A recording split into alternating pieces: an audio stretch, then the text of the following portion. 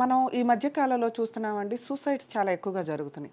దేనికి సంబంధించి సూసైడ్స్ జరుగుతున్నాయి? వాళ్ళ పర్సనల్ సమస్యలు, వాళ్ళ కుటుంబ సమస్యలు, వాళ్ళ ఆస్తి తగాదాలు, లేకపోతే వాళ్ళ మ్యారిటల్ రిలేషన్‌కి సంబంధించి ఏదైనా డిస్ప్యూట్స్ నడిసినా, అక్రమ సంబంధాలకి నడిచినా ఇవన్నీ వేరు.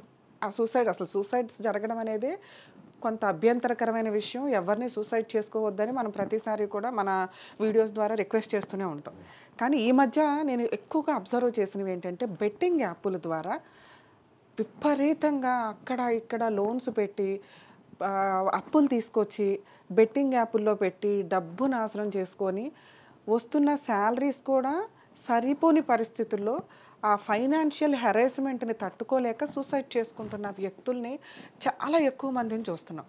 దీనికి సంబంధించి అంతకుముందు కూడా మనం చాలా వీడియోలు చేసుకుంటూ వెళ్ళాం. ఏది బెట్టింగ్ యాపుల్ని ప్రమోట్ చేస్తున్న వ్యక్తుల మీద లీగల్ యాక్షన్ తీసుకోవడానికి అవకాశం ఉంటుంది. దయచేసి ప్రజల యొక్క ప్రాణాలతో చెలగాటాలాడొద్దు అని.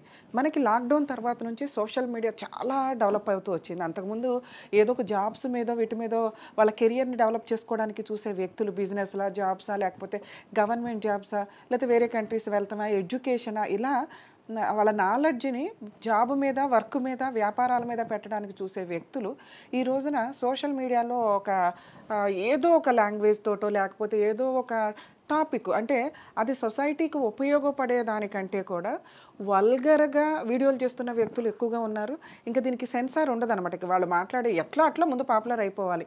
ఆ పాపులర్ అయిపోతున్న వ్యక్తులకి వస్తున్న అడ్వర్టైజ్‌మెంట్ ఏదైతే ఉంటదో అంటే వాళ్ళు ఇన్‌ఫ్లుయెన్సర్స్ కింద ఇంక వెళ్ళటం ఒక 10,000, 5,000 తీసుకోవడం దాని గురించి వాళ్ళ యూట్యూబ్ ఛానల్స్‌లోనో లేతే వాళ్ళ ఇన్‌స్టాగ్రామ్స్‌లోనో వీళ్ళు ప్రమోట్ చేస్తూ వెళ్ళటం.